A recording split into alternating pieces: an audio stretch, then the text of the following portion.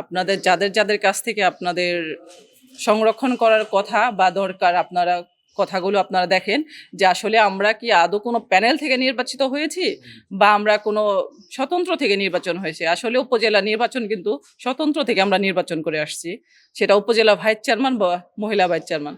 তো আমি চাই আপনার অন্তত জনগণের স্বার্থে বা আমার উপজেলার স্বার্থে প্রত্যেকটা মানুষের ভালো কাজের জন্য আপনারা আমাদেরকে বহাল করুন এবং আমরা যেন দেশকে আরো সামনে এগিয়ে নিয়ে যেতে পারি। অন্তর্বর্তীকালীন যে সরকারটা আসছিল ডক্টর ইউনূস, উনি নিজে একজন অবৈধ সরকার হয়ে কিভাবে আমাদের এই নির্বাচন, আমাদের জনপ্রতিনিধিদেরকে 18 তারিখে উনি আমাদেরকে অপসারণ করা হয়েছে, কেন করা হয়েছে এবং কিসের জন্য করা হয়েছে এটা কিন্তু উনি আদৌ পর্যন্ত আমাদেরকে বলে নাই। ওইখানে শুধু একটা উনি স্কিপ দিয়েছিল যে উনি বলতেছে আমরা নাকি অনুপস্থিতির কারণে আমাদেরকে উনি অপসারণ করা হয়েছে, কিন্তু আদৌ কি আমরা অনুপস্থিত ছিলাম?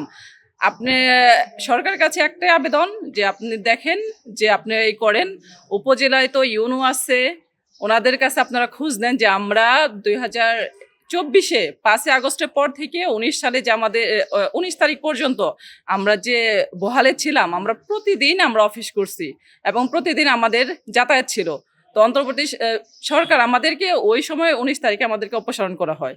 তো আপনাদের কাছে একটাই রিকোয়েস্ট, একটাই আবেদন যে আপনারা সরকারের কাছে একটা মেসেজ দিবেন যে আসলে উপজেলা নির্বাচন করা হয়েছে জনপ্রতিনিধিদের জন্য, কারণ আমরা জনপ্রতিনিধি হয়েই কিন্তু নির্বাচনের মাধ্যমে এখানে আমরা পাশ করছি এবং জনগণের স্বার্থে, মানুষের কল্যাণ স্বার্থে এবং এলাকার স্বার্থে কিন্তু আমরা উপজেলা নির্বাচনে আসছি।